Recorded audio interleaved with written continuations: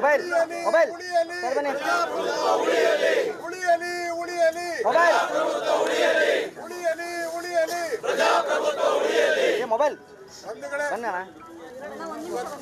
ಏನು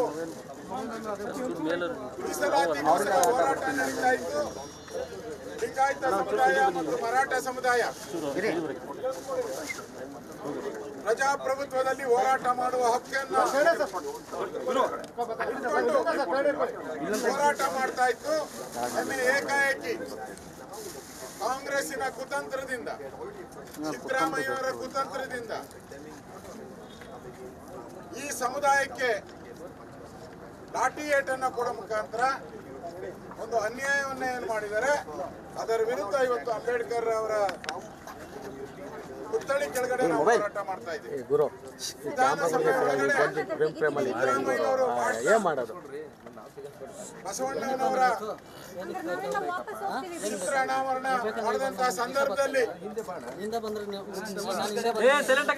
ಸಿದ್ದರಾಮಯ್ಯನವರ ಬಾಯಲ್ಲಿ ಬಂದದ್ದು ದಯವೇ ಧರ್ಮದ ಮೂಲವಯ್ಯ, ದಯನೇ ಧರ್ಮದ ಮೂಲ ಅಂತೇಳಿ ಬಸವಣ್ಣವರ ವಚನಗಳನ್ನು ಹೇಳಿದ್ರು. ಇಲ್ಲಿ ದಯೆ ಇಲ್ಲದೆ ರಕ್ತ ಬರೋ ರೀತಿ ಯಾರು ಬಸವಣ್ಣನವರ ಅನುಯಾಯಿಗಳಿದ್ದಾರೆ ಅವ್ರ ಮೇಲೆ ಹಲ್ಲೆ ಮಾಡಿರ್ತಕ್ಕಂಥದ್ದು, ಇವರೇ ಕಲ್ಲುಗಳನ್ನ ತೂರಿ ಸರ್ಕಾರದ ಕಡೆಯಿಂದನೇ ಲಾಠಿ ಚಾರ್ಜ್ ಮಾಡಿರುವಂತದ್ದು ನೋಡಿದ್ರೆ ಇದೆಲ್ಲ ಅನ್ಸುತ್ತೆ. ಯಾವಾಗ ಒಂದು ವಾರದಿಂದನೇ ಬಸ್ಸಲ್ಲಿ ಬರಬಾರ್ದು, ಟ್ರ್ಯಾಕ್ಟರ್ ಬರಬಾರ್ದು, ಕಾರ್ಗಳಲ್ಲಿ ಬರಬಾರ್ದು, ಕ್ರೂಸರ್ ಅಲ್ಲಿ ಬರಬಾರ್ದು ಅಂತ ಡಿಸಿ ಕೈ ನಿರ್ಬಂಧ ಮಾಡಿದ್ರು, ಅವತ್ತೇ ಈ ಕಾಂಗ್ರೆಸ್ ಅವರು ಈ ಸರ್ಕಾರ, ಸಿದ್ದರಾಮಯ್ಯನವರ ಸರ್ಕಾರ ಪ್ರೀ ಪ್ಲಾನ್ ಮಾಡಿದೆ. ಗಲಭೆ ಮಾಡಿಸ್ಬೇಕು, ಶಾಂತಿ ಕದಡಬೇಕು, ಆಪಾದನೆಯನ್ನ ಆ ಸಮುದಾಯದ ಮೇಲೆ ಹಾಕ್ಬೇಕು, ಅವರ ಅಪರಾಧಿ ಸ್ಥಾನದಲ್ಲಿ ನಿಲ್ಲಿಸಬೇಕು ಅಂತ ಕುತಂತ್ರ ಮಾಡಿರುವಂತ ಇವತ್ತು ಏಕಾಏಕಿ ಅವ್ರ ಮೇಲೆ ಹೊಡೆದಿರುವಂತದ್ದು ಇದು ಅಕ್ಷಮ್ಯ ಅಪರಾಧ. ಇದು ಕೂಡಲೇ ಕಾಂಗ್ರೆಸ್ ಪಾರ್ಟಿ, ಕಾಂಗ್ರೆಸ್ ಸರ್ಕಾರ ಆ ಸಮುದಾಯದ ಮುಂದೆ ಕ್ಷಮಾಪಣೆ ಕೇಳಬೇಕು ಅಂತೇಳಿ ನಾವು ಬಿಜೆಪಿ ಆಗ್ರಹವನ್ನ ಮಾಡ್ತಾ ಇದ್ದೀರಿ. ಅದೇ ರೀತಿ ಯಾವ ಪೊಲೀಸ್ ಅಧಿಕಾರಿಗಳು ಸ್ವೇಚ್ಛಾಚಾರದಿಂದ ಕಾನೂನನ್ನ ಕೈಗೆ ತೆಗೆದುಕೊಂಡು ಈ ಸಮುದಾಯದ ಮೇಲೆ ಹಲ್ಲೆ ಮಾಡಿದರೆ ಆ ಅಧಿಕಾರಿಗಳನ್ನ ಸಸ್ಪೆಂಡ್ ಮಾಡಬೇಕು. ಇದನ್ನ ನ್ಯಾಯಾಂಗ ತನಿಖೆಗೆ ಒಪ್ಪಿಸಬೇಕು. ನ್ಯಾಯಾಂಗ ತನಿಖೆಯಿಂದ ಸತ್ಯ ಹೊರಬರಬೇಕು. ಈ ಹೋರಾಟವನ್ನ ಮಾಡೋದಕ್ಕೋಸ್ಕರ ನಾವೆಲ್ಲರೂ ಇವತ್ತು ಇಲ್ಲಿ ಸೇರಿರ್ತಕ್ಕಂಥದ್ದು. ಇದನ್ನ ವಿಧಾನಸಭೆ ಒಳಗಡೆನೂ ಕೂಡ ನಾವು ಹೋರಾಟ ಮಾಡ್ತೀರಿ. ಕಾಂಗ್ರೆಸ್ ಅವರೇನು ಬೊಗಳೆ ಬಿಡ್ತಾರೆ. ನಾವು ಬಸವಣ್ಣವ್ರ ಬಗ್ಗೆ ಬಹಳ ಪ್ರೀತಿ, ಇಲ್ಲಿ ವಿಧಾನಸೌಧದ ಒಳಗಡೆ ಪ್ರೀತಿ, ಆಚೆ ಕಡೆ ಬಸವಣ್ಣವರ ಅನುಯಾಯಿಗಳ ಮೇಲೆ ಲಾಠಿ. ಇವರ ಒಂದು ನೀತಿ ಇದೆ. ಇದರ ವಿರುದ್ಧವಾದಂತಹ ಹೋರಾಟವನ್ನ, ಕಾಂಗ್ರೆಸ್ ವಿರುದ್ಧವಾದಂತಹ ಹೋರಾಟವನ್ನ ನಾವು ಮಾಡ್ತೀರಿ. ಇದನ್ನ ಅಧಿವೇಶನದೊಳಗಡೆ ಪ್ರಸ್ತಾವ ಮಾಡಿ ಅವರಿಗೆ ನ್ಯಾಯ ಸಿಗೋ ರೀತಿ ನಮ್ಮ ಹೋರಾಟವನ್ನ ನಾವು ಮುಂದುವರಿಸ್ತೀವಿ. ಈಗ ಅಧ್ಯಕ್ಷ ಇಲ್ಲದ ಮುಖ್ಯಮಂತ್ರಿಗೆ, ಇಲ್ಲದ ಮುಖ್ಯಮಂತ್ರಿಗೆ ಮಾನ್ಯ ಬಂಧುಗಳೇ, ಕಾಂಗ್ರೆಸ್ಸಿನ ನೀತಿ ಹೇಗಿದೆ ಅಂದ್ರೆ, ಮಾನ್ಯ ಮುಖ್ಯಮಂತ್ರಿಗಳ ನೀತಿ ಹೇಗಿದೆ ಅಂದ್ರೆ, ಕೈಯಲ್ಲಿ ಶರಣು, ಕಂಕಳಲ್ಲಿ ದೊಣ್ಣೆ. ಇದೇ ದೊಣ್ಣೆ ನೆನ್ನೆ ಕೆಲಸ ಮಾಡಿರ್ತಕ್ಕಂಥದ್ದು. ಅರ್ಥ ಮಾಡಿಕೊಳ್ಬೇಕು. ಕಾಂಗ್ರೆಸ್ನ ನೀತಿ ಲಿಂಗಾಯತ ಸಮುದಾಯದ ವಿರುದ್ಧವಾಗಿ, ವೀರಶೈವ ಸಮುದಾಯದ ವಿರುದ್ಧವಾಗಿ ಇವತ್ತಲ್ಲ, ನಿಜಲಿಂಗಪ್ಪನವರ ಕಾಲದಿಂದ ಇವತ್ತಿನವರೆಗೂ ಇದೇ ದ್ವಂದ್ವ ನೀತಿಯನ್ನ ಅನುಸರಿಸಿಕೊಂಡು ಬಂದಿದೆ. ವೀರೇಂದ್ರ ಪಾಟೀಲ್ ಸಾಹೇಬರಿಗೆ ಯಾವ ರೀತಿ ಅವರು ಮಾಡಿದ್ರು ಅಂತಕ್ಕಂಥದ್ದು ಇನ್ನೂ ಕೂಡ ಅಚ್ಚಳಿಯದೆ ಉಳಿದಿದೆ.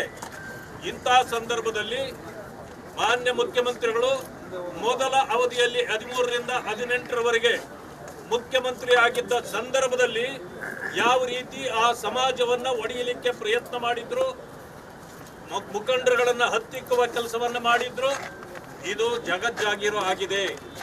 ಇದನ್ನು ಇವತ್ತು ಅರ್ಥ ಮಾಡ್ಕೊಳ್ಬೇಕು. ಇವತ್ತೇನು ಸಮುದಾಯ ಮೀಸಲಾತಿಗಾಗಿ ಹೋರಾಟ ಮಾಡ್ತಿದೆ, ನಮ್ಮ ಸರ್ಕಾರ ಇರುವಾಗ ಮೀಸಲಾತಿಯನ್ನ ನೀಡಲಾಗಿತ್ತು. ನಾವು ಕೊಟ್ಟ ಮಾತನ್ನ ಉಳಿಸ್ಕೊಂಡಿದ್ವಿ. ಹೇಳ್ತಿರಲ್ಲ, ನುಡಿದಂತೆ ನಡೆದಿದ್ದೇವೆ, ಎಲ್ಲಿ ನಡೆದಿದ್ದೀವಿ ಸ್ವಾಮಿ? ನೀವು ಯಾವುದು ನುಡಿದಂತೆ ನೀವು ನಡೆದಿಲ್ಲ. ಇವತ್ತು ಅರ್ಥ ಮಾಡ್ಕೊಳ್ಬೇಕು. ಇವತ್ತು ಜನರನ್ನ ಹತ್ತಿಕ್ಕುವ ಕೆಲಸವನ್ನ ನೀವು ಮಾಡ್ತಾ ಇದ್ದೀರಿ. ನಿನ್ನೆ ಎಲ್ಲರೂ ಸೌಮ್ಯವಾಗಿ ನೀವು ಅವರ ಹೋರಾಟವನ್ನ ಪ್ರಾರಂಭ ಮಾಡಿದಾಗ ಪ್ರಚೋದನೆ ಕೊಟ್ಟವರು ಯಾರು? ಕಲ್ಲು ಎಲ್ಲಿಂದ ಬಂತು? ಅದಾದ ನಂತರ ಲಾಠಿ ಪ್ರಹಾರ ಮಾಡಿದ್ದೀರಿ. ರಕ್ತಸ್ರಾವದಲ್ಲಿ ಇವತ್ತು ಐಸಿಯುನಲ್ಲಿ ಕೂಡ ಇವತ್ತು ಗಾಯಾಳುಗಳನ್ನ ಇರಿಸಲಾಗಿತ್ತು. ಎಲ್ಲಿ ಹೋದ್ರು ನಿನ್ನೆ ತಾನೇ ಇತ್ತರಲ್ಲ ಅವರು. ರಾತ್ರಿ ಅವರನ್ನ ಅಲ್ಲಿಂದ ಎತ್ತಂಗಡಿ ಮಾಡಲಾಗಿದೆ. ಮಾಡಿ ಇವತ್ತು ಬೇರೆ ಬೇರೆ ಕಡೆ ಕರ್ಕೊಂಡು ಹೋಗಿದ್ದಾರೆ. ಮಾನ್ಯ ಮುಖ್ಯಮಂತ್ರಿಗಳೇ, ಕಿಡ್ನಾಪ್ ಮಾಡಿ ಎಲ್ಲಿಟ್ಟಿದ್ದೀರಿ ಹೇಳಿ ಅವರನ್ನ. ಇವತ್ತು ನಮ್ಮ ಮುಂದೆ ತಂದು ಬಿಡ್ಬೇಕು ನೀವು ಅವರನ್ನ. ಎಲ್ಲೋದ್ರು ಗಾಯಾಳುಗಳು. ಪರಿಸ್ಥಿತಿ ಈ ರೀತಿಯೇ ಹೋದ್ರೆ ಇದು ಸರಿಯಾದ ರೀತಿ ಅಲ್ಲ. ಮುಖಂಡರುಗಳು ನಾವೆಲ್ಲರೂ ಸೇರಿ ನಿಮಗೆ ಪಾಠ ಕಲಿಸಬೇಕಾಗ್ತದೆ. ಈ ರೀತಿ ಧರ್ಮಗಳ ಮಧ್ಯದಲ್ಲಿ ವಿಷ ಬೀಜ ಬಿತ್ತಕ್ಕಂಥದ್ದು, ಜಾತಿಗಳ ಮಧ್ಯೆ ವಿಷ ಬೀಜ ಬಿತ್ತಕ್ಕಂಥದ್ದು ನಿಮ್ಮ ದಿನನಿತ್ಯದ ಕರ್ಮಕಾಂಡಗಳನ್ನ ನಾವು ಹೊರಗಡೆ ಒಂದೊಂದಾಗಿ ತರಬೇಕಾಗ್ತದೆ. ಯಾರು ಇವತ್ತು ಟ್ವೀಟ್ ಮಾಡಿದ್ದೀರಿ ನೋಡಿದ್ವಿ ನಾವು ಕೂಡ. ಈ ಹಿಂದುಳಿದ ವರ್ಗಗಳನ್ನ ಎತ್ತಿಕಟ್ಟಿರ್ತಕ್ಕಂಥವ್ರು ಯಾರು? ಇವತ್ತು ವೀರಶೈವರಿಗೆ ನೀವು ಮೀಸಲಾತಿ ಕೊಟ್ರೆ ಯಾರಿಗೆ ಅನ್ಯಾಯ ಆಗೋದು ಯಾರಿಗಿದೆ? ಯಾರಿಗೆ ತೊಂದರೆ ಆಗೋದು ಯಾರಿಗಿದೆ? ಆದ್ರೆ ನೀವು ಮಾಡ್ತಿರ್ತಕ್ಕಂಥ ಹಲವು ಹಿಂದುಳಿದ ವರ್ಗಗಳ ಮುಖಂಡರುಗಳನ್ನ ಎತ್ತಿಕಟ್ಟಿ ಪತ್ರ ಬರೆಸೋದು, ಮತ್ತೆ ಹಿಂದಿನಿಂದ ನೀವೇ ಕಾರ್ಯಾಚರಣೆ ಮಾಡೋದು, ಇದೆಲ್ಲ ನೀವೇ ಟ್ವೀಟ್ ಮಾಡೋದು. ಇದು ಎಷ್ಟು ಸರಿ? ಯಾವ ರೀತಿ? ಇದು ನೀವು ಮುಖ್ಯಮಂತ್ರಿ ಆಗ್ಲಿಕ್ಕೆ ಒಂದು ಯೋಗ್ಯರ ಅಂತಕ್ಕಂಥ ಪ್ರಶ್ನೆಯನ್ನ ಮುಖಂಡರುಗಳು ಮಾಡಬೇಕಾಗ್ತದೆ.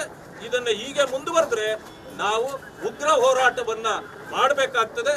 ಏನು ಕೇಸುಗಳನ್ನ ನಿನ್ನೆ ಹಾಕಿದ್ದೀರಿ ಅವ್ರ ಮೇಲೆ ಎಲ್ಲ ವಾಪಸ್ ತೆಗೀರಿ. ಎಲ್ಲಿ ಆ ಗಾಯಾಳುಗಳನ್ನ ಮುಚ್ಚಿಟ್ಟಿದ್ದೀರಿ ಹೊರಗಡೆ ತನ್ರಿ. ಇಲ್ಲ ಅಂತಂದ್ರೆ ನಿಮ್ಮ ಚರಿತ್ರೆಗಳು ದಿನದಂತೆ ಹೊರಗಡೆ ಬರ್ತವೆ ಅಂತಕ್ಕಂಥ ಮಾತನ್ನ ನಾನು ಹೇಳಲಿಕ್ಕೆ ಬಯಸ್ತೇನೆ.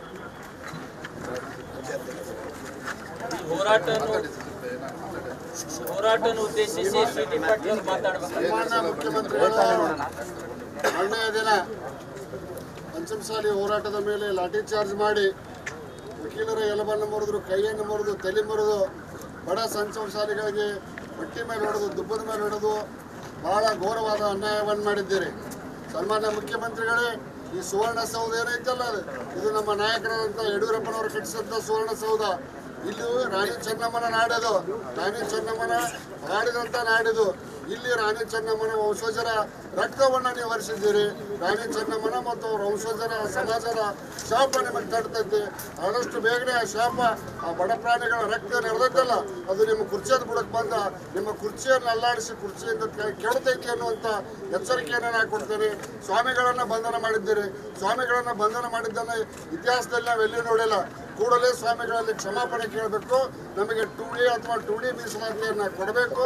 ನಿಮ್ಮ ಲಾಠಿ ಚಾರ್ಜದಿಂದ ನಾವು ಕುಗ್ಗೋದಿಲ್ಲ, ಜಗ್ಗೋದಿಲ್ಲ, ಬಗ್ಗೋದಿಲ್ಲ. ಮತ್ತೆ ಇವತ್ತಿನಿಂದ ನಮ್ಮ ಸ್ವಾಮಿಗಳ ನೇತೃತ್ವದಲ್ಲಿ ನಮ್ಮ ಒಂದು ಪ್ರತಿಭಟನೆಯನ್ನು ಮುಂದುವರಿಸ್ತೇವೆ.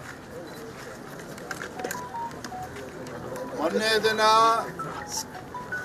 ಸುವರ್ಣಸೌಧದ ಎದುರುಗಡೆ ಚೆನ್ನಮ್ಮನ ನಾಡಿನಲ್ಲಿ ಏನು ದುಷ್ಕೃತ್ಯ ನಡೆದಿದೆ, ಶಾಂತಿಯುತವಾಗಿ ಇವತ್ತು ಪಂಚಮಸಾಲಿ ಮೀಸಲಾತಿಯ ಬಗ್ಗೆ ಹೋರಾಟ ನಡೀತಾ ಇರ್ತಕ್ಕಂಥ ಸಂದರ್ಭದಲ್ಲಿ ಮುಖ್ಯಮಂತ್ರಿಗಳ ಸಿದ್ದರಾಮಯ್ಯನವರ ಕುಮ್ಮಕ್ಕಿನಿಂದಲೇ ಪೊಲೀಸರು ಇವತ್ತು ಲಾಠಿ ಪ್ರಹಾರವನ್ನ ಮಾಡಿರ್ತಕ್ಕಂಥದ್ದು.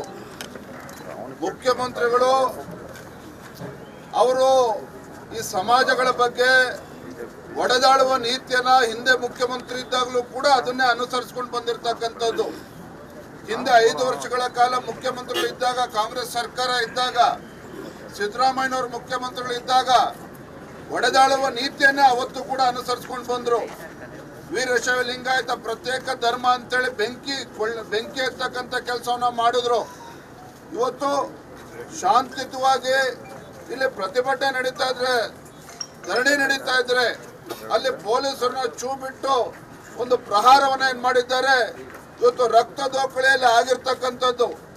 ನಾನು ರಾಜ್ಯದ ಮುಖ್ಯಮಂತ್ರಿಗಳಿಗೆ ನಾನು ಕೇಳೋದಕ್ಕೆ ಇಚ್ಛೆ ಪಡ್ತೇನೆ, ಯಾಕೆ ಮುಖ್ಯಮಂತ್ರಿಗಳು ಸಿದ್ದರಾಮಯ್ಯನವರೇ ಪ್ರಜಾಪ್ರಭುತ್ವದ ಬಗ್ಗೆ ನಿಮಗೆ ವಿಶ್ವಾಸ ಇಲ್ವಾ? ಈ ರಾಜ್ಯದಲ್ಲಿ ಇವತ್ತು ಯಾರೂ ಕೂಡ ಧ್ವನಿ ಎತ್ತುವಾಗಿಲ್ವಾ?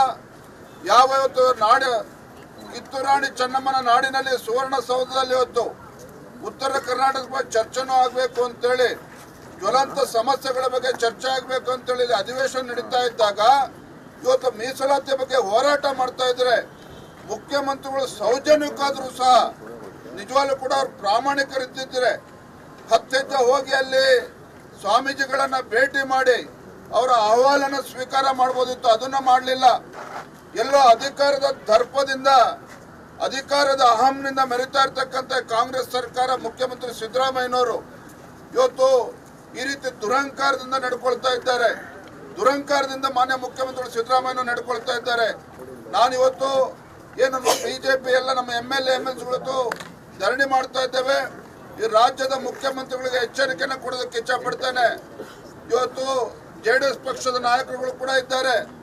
ಅಧಿಕಾರ ಅನ್ನೋದು ಶಾಶ್ವತ ಅಲ್ಲ. ಮಾನ್ಯ ಮುಖ್ಯಮಂತ್ರಿ ಸಿದ್ದರಾಮಯ್ಯನವರೇ, ಅಧಿಕಾರ ಅಂತಕ್ಕಂಥದ್ದು ಶಾಶ್ವತ ಅಲ್ಲ. ನೀವು ಅಧಿಕಾರ ಇದ್ದಾಗ ಯಾವ ರೀತಿ ಅದನ್ನ ಸದುಪಯೋಗ ಪಡಿಸ್ಕೊಂಡಿದ್ದೀರಿ ಅನ್ನೋದು ಮುಖ್ಯ. ಅಧಿಕಾರವನ್ನ ಸರಿಯಾಗಿ ಸದ್ಬಳಕೆ ಮಾಡಿಕೊಳ್ಳದೇನೆ ಜಾತಿಗಳ ಮಧ್ಯೆ ವಿಷಬೀಜವನ್ನ ಬಿತ್ತಿ, ಜಾತಿಗಳ ಮಧ್ಯೆ ವಿಷಬೀಜನ ಬಿತ್ತಿ, ಧರ್ಮಗಳ ಮಧ್ಯೆ ವಿಷಬೀಜವನ್ನ ಬಿತ್ತಿ ಇವತ್ತು ಬೆಳಗಾವಿನಲ್ಲೂ ಕೂಡ ಇವತ್ತು ಪೊಲೀಸರನ್ನ ಬಿಟ್ಟು ಇವತ್ತು ಲಾಠಿ ಪ್ರಹಾರ ಮಾಡಿದರೆ ಇದು ಅಕ್ಷಮ್ಯ ಅಪರಾಧ. ಇವತ್ತು ಮಾನ್ಯ ಮುಖ್ಯಮಂತ್ರಿ ನಿಮ್ಮ ಕಾಂಗ್ರೆಸ್ ಸರ್ಕಾರ ಮಾಡಿರ್ತಕ್ಕಂಥದ್ದು. ನಾನು ಆಗ್ರಹವನ್ನ ಮಾಡ್ತೇನೆ, ಸನ್ಮಾನ್ಯ ಮುಖ್ಯಮಂತ್ರಿಗಳು ಸಿದ್ದರಾಮಯ್ಯನವರು ಬೇಷರತ್ತಾಗಿ ಇವತ್ತು ಕ್ಷಮೆನ ಕೇಳಬೇಕು. ಸ್ವಾಮೀಜಿಗಳಲ್ಲಿ ಇವತ್ತು ಯಾವ ಸಮುದಾಯ ಇವತ್ತು ಈ ನಾಡಿಗೆ 2 ತುತ್ತು ಅನ್ನವನ್ನ ಕೊಡ್ತಕ್ಕಂಥ ಅತಿ ಹೆಚ್ಚು ರೈತರಿರ್ತಕ್ಕಂಥ ಸಮಾಜಕ್ಕೆ ಇವತ್ತು ಕ್ಷಮಾಪಣೆಯನ್ನು ಕೇಳಬೇಕು.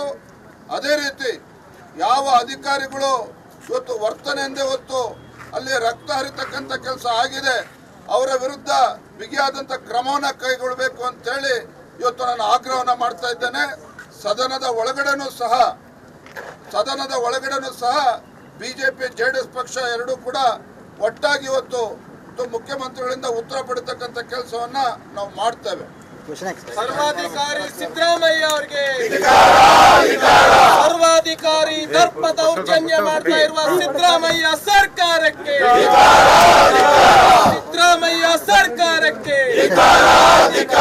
ಲಿಂಗಾಯತರನ್ನ ಹತ್ತಿರ್ತಕ್ಕಂಥ ಸಿದ್ದರಾಮಯ್ಯ ಸರ್ಕಾರಕ್ಕೆ, ಲಾಠಿ ಏಟನ್ನು ನೀಡಿರ್ತಕ್ಕಂಥ ಸಿದ್ದರಾಮಯ್ಯ ಸರ್ಕಾರಕ್ಕೆ, ಅಲ್ಪಸಂಖ್ಯಾತರಿಗೆ ಕೋಟಿ ಲಿಂಗಾಯತರಿಗೆ ಲಾಠಿ ಏಟು ಸರ್ಕಾರದ ಸರ್ವಾಧಿಕಾರಿ